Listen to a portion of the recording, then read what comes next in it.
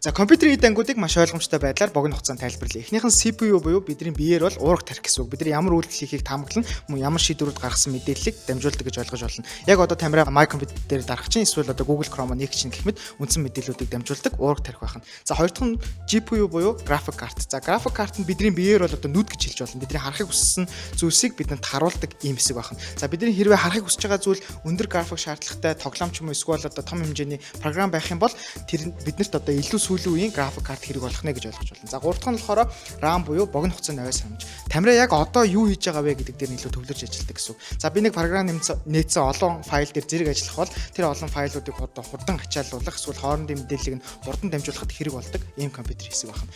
За дөрөв дахь нь буюу хард нь болохоор урт хугацааны оюу санамж гэж ойлгож байна. Яг тамирын компьютер дээр хэр их хэмжээний ямар олон файл байх вэ гэдгийг нь одоо агуулах гэж ойлгож байна. За хардыг дотор нь SSD, HDD гэж хоёр англи нь. SSD нь болохоор илүү хурдан мэдээлэл дамжуулдаг, HDD нь болохоор арай илүү удаан мэдээлэл дамжуулдаг. Гэхдээ том хэмжээний файлуудыг хадгалах зохиомжтой ийм хэсэг байна. За тав дахь нь motherboard. Бидний биеэр бол одоо мэдрэлийн систем гэх юм уу. Энэ олон компьютерийн одоо төхөөрөмжүүдийг хооронд нь одоо мэдээлэлээ хурдан дамжуулах боломжоор нь хангадаг ийм хэсэг. За 6 дахь нь болохоор power supply буюу бидний биеэр бол одоо зүрх гэж хэлж болно. Энэ олон төхөөрөмжүүдийг эрчим хүчээр хангах зорилготой ийм компьютер хэсэг. За өөрөөр хэлэх юм бол биднэрт илүү том график карт байх юм бол биднэрт илүү том power supply буюу одоо том зүрх хэрэгтэй болох нь шүү дээ. Тэгээд одоо 800 ваттын ч юм уу 1000 ваттын гэсэн сонголтууд энд үүдэг. За 7 дахь нь буюу яг үндсэн 6 хэсгээс маань одоо тусдаа нэмэлт байдлаар орж ирдэг хэсгүүд. Эхнийх нь болохоор кулер. За кулер нь болохоор энэ 6 хэсэг маань халт үүсэх юм бол компьютер маань илүү удаан ажиллана шүү дээ. Тэгэхээр кулер маань болохоор аль халт үүсэхгүй байдлаар эдрийг хөргөх ч юм уу одоо сэрүүн байлгах зорилготой юм хэсэг.